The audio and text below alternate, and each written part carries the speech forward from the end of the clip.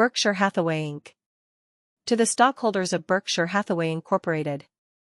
Operating earnings in 1977 of $21,904,000, or $22.54 per share, were moderately better than anticipated a year ago. Of these earnings, $1.43 per share resulted from substantial realized capital gains by blue-chip stamps which, to the extent of our proportional interest in that company, are included in our operating earnings figure. Capital gains or losses realized directly by Berkshire Hathaway Incorporated or its insurance subsidiaries are not included in our calculation of operating earnings. While too much attention should not be paid to the figure for any single year, over the longer term the record regarding aggregate capital gains or losses obviously is of significance. Textile operations came in well below forecast, while the results of the Illinois National Bank as well as the operating earnings attributable to our equity interest in blue-chip stamps were about as anticipated. However, insurance operations, led again by the truly outstanding results of Phil Leish's managerial group at National Indemnity Company, were even better than our optimistic expectations. Most companies define record earnings as a new high in earnings per share. Since businesses customarily add from year to year to their equity base, we find nothing particularly noteworthy in a management performance combining, say, a 10% increase in equity capital and a 5% increase in earnings per share. After all, even a totally dormant savings account will produce steadily rising interest earnings each year because of compounding. Except for special cases, for example, companies with unusual debt-equity ratios or those with important assets carried at unrealistic balance sheet values, we believe a more appropriate measure of managerial economic performance to be return on equity capital. In 1977 our operating earnings on beginning equity capital amounted to 19%, slightly better than last year and above both our own long-term average and that of American industry in aggregate. But, while our operating earnings per share were up 37% from the year before, our beginning capital was up 24%, making the gain in earnings per share considerably less impressive than it might appear at first glance. We expect difficulty in matching our 1977 rate of return during the forthcoming year.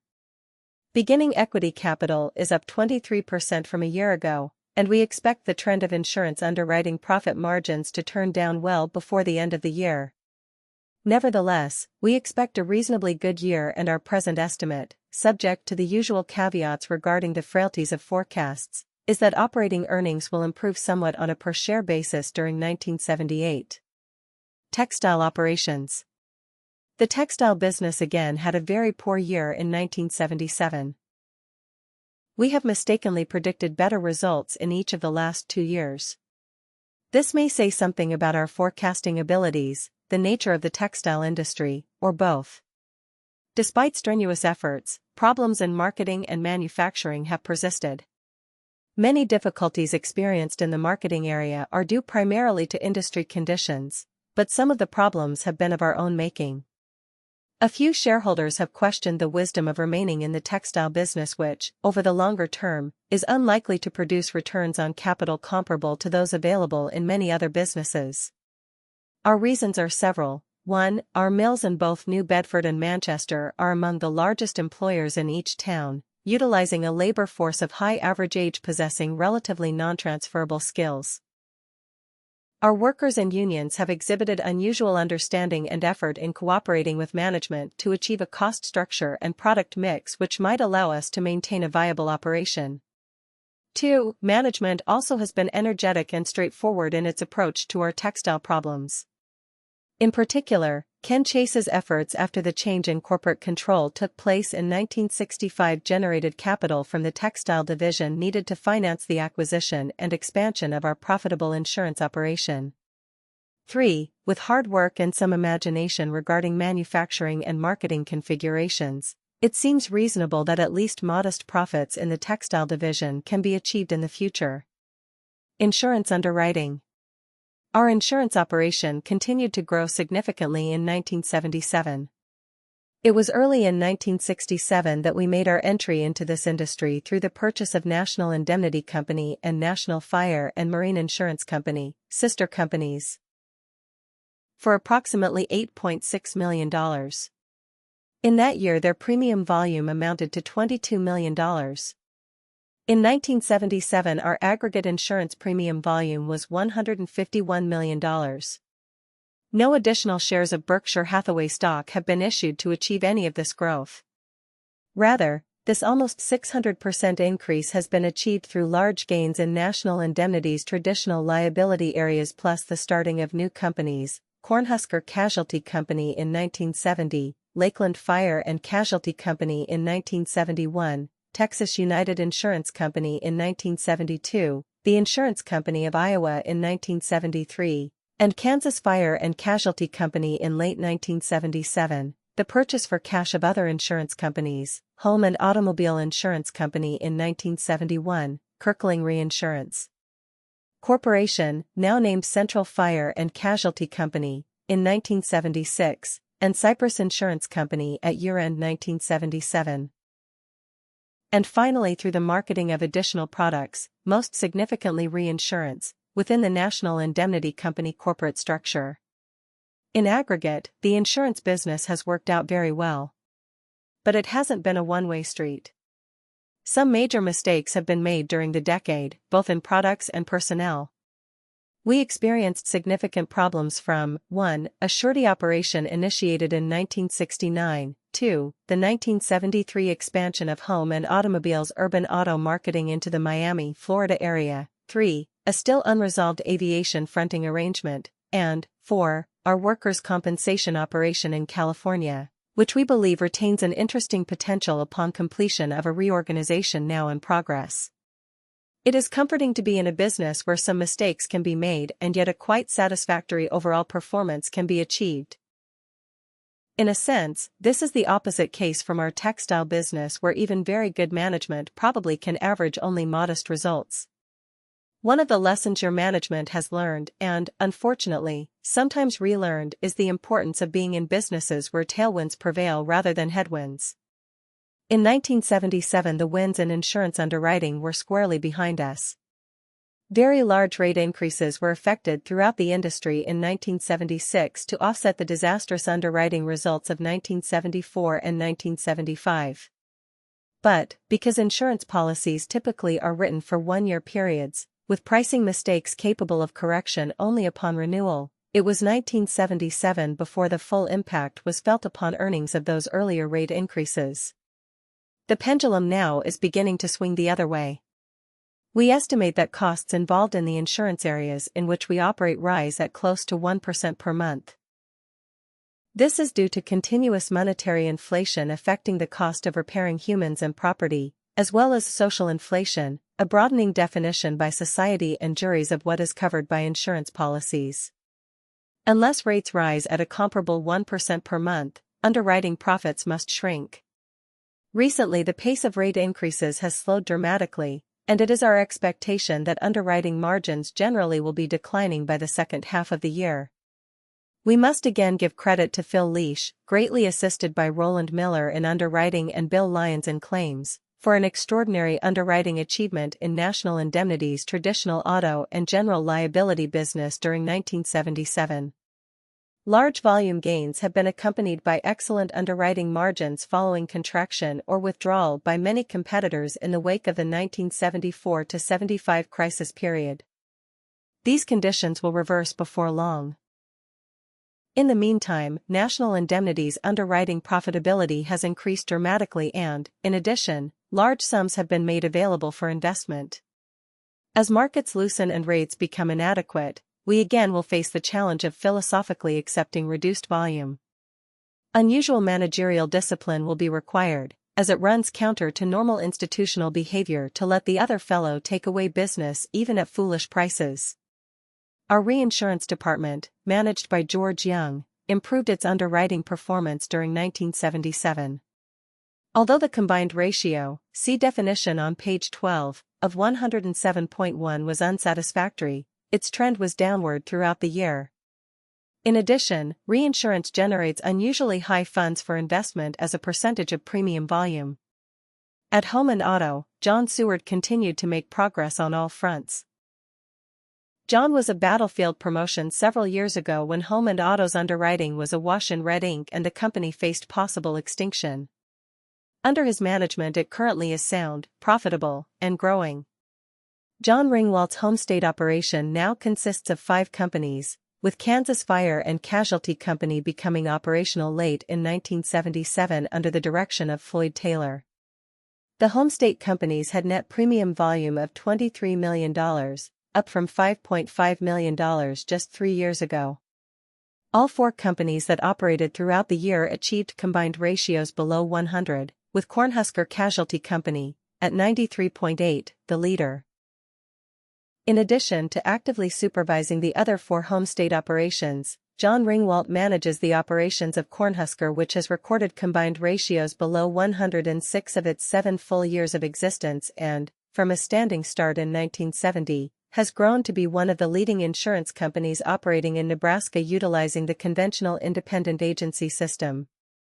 Lakeland Fire and Casualty Company, managed by Jim Stadalka, was the winner of the Chairman's Cup in 1977 for achieving the lowest loss ratio among the home state companies. All in all, the home state operation continues to make excellent progress. The newest addition to our insurance group is Cypress Insurance Company of South Pasadena, California. This workers' compensation insurer was purchased for cash in the final days of 1977 and, therefore, its approximate $12.5 million of volume for that year was not included in our results. Cypress and National Indemnity's present California workers' compensation operation will not be combined, but will operate independently utilizing somewhat different marketing strategies. Milt Thornton, president of Cypress since 1968, runs a first-class operation for policyholders, agents, employees, and owners alike. We look forward to working with him. Insurance companies offer standardized policies which can be copied by anyone. Their only products are promises. It is not difficult to be licensed, and rates are an open book.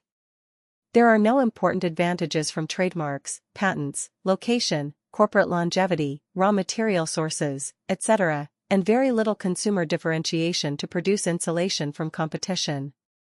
It is commonplace, in corporate annual reports, to stress the difference that people make. Sometimes this is true and sometimes it isn't.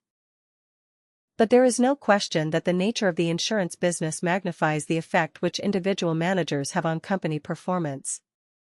We are very fortunate to have the group of managers that are associated with us.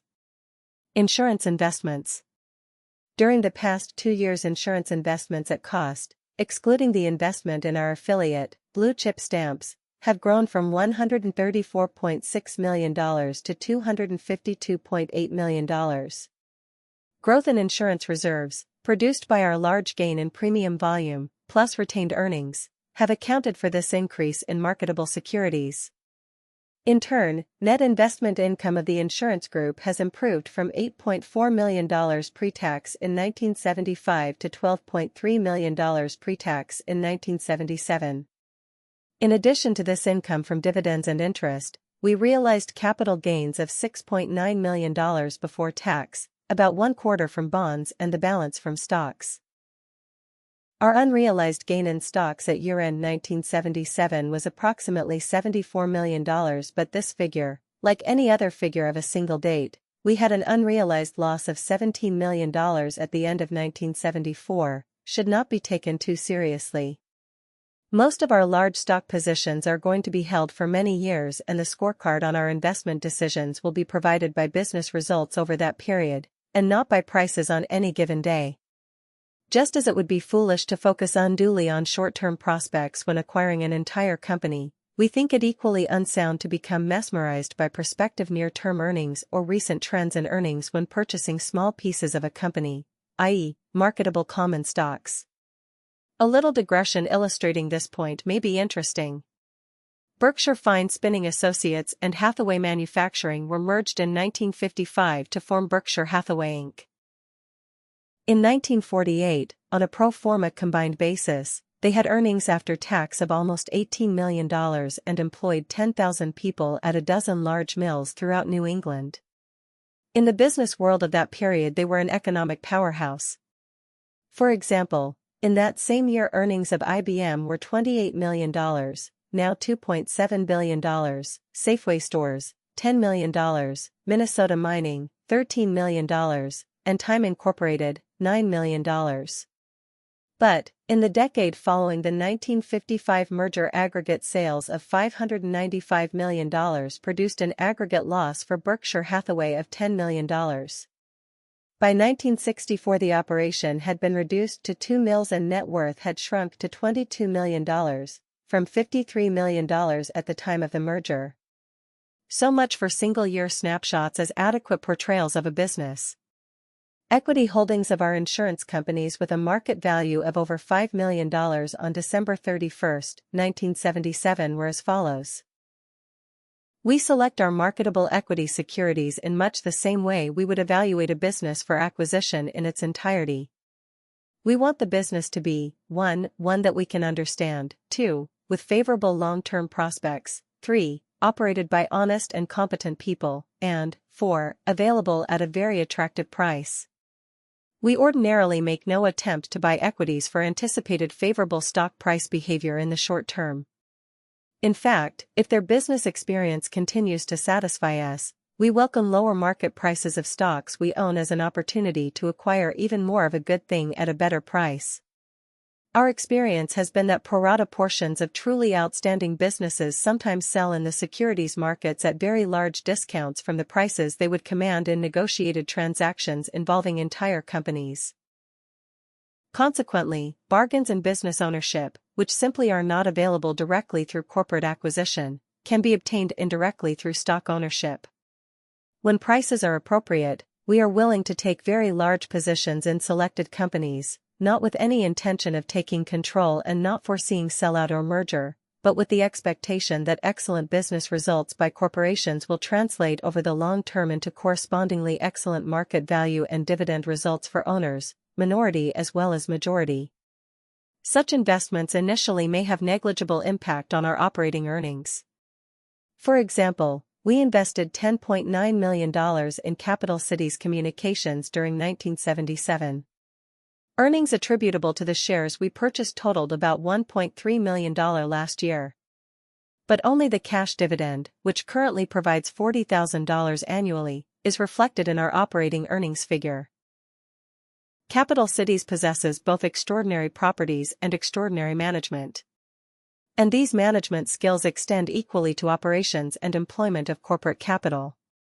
To purchase, directly, properties such as Capital Cities owns would cost in the area of twice our cost of purchase via the stock market, and direct ownership would offer no important advantages to us. While control would give us the opportunity and the responsibility to manage operations and corporate resources, we would not be able to provide management in either of those respects equal to that now in place. In effect, we can obtain a better management result through non-control than control. This is an unorthodox view, but one we believe to be sound. Banking in 1977, the Illinois National Bank continued to achieve a rate of earnings on assets about 3 times that of most large banks. As usual, this record was achieved while the bank paid maximum rates to savers and maintained an asset position combining low risk and exceptional liquidity. Gene Abegg formed the bank in 1931 with $250,000. In its first full year of operation, earnings amounted to $8,782.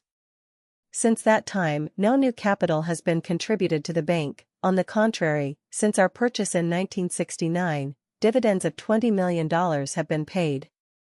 Earnings in 1977 amounted to $3.6 million, more than achieved by many banks 2 or 3 times its size. Late last year, Gene, now 80 and still running a banking operation without peer, asked that a successor be brought in.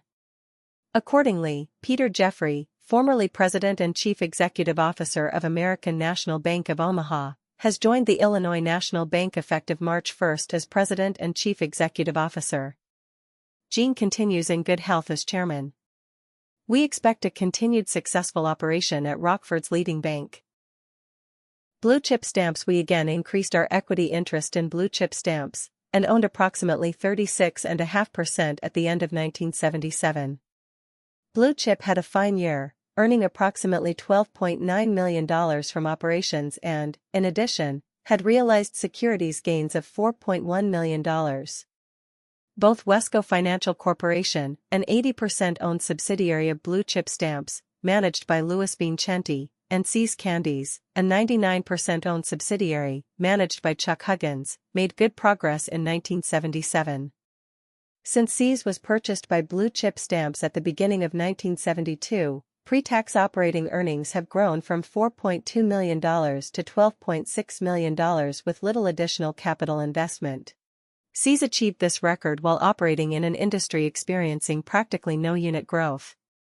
Shareholders of Berkshire Hathaway Inc. may obtain the annual report of Blue Chip Stamps by requesting it from Mr. Robert H. Bird, Blue Chip Stamps, 5801, Southeastern Avenue, Los Angeles, California, 90040.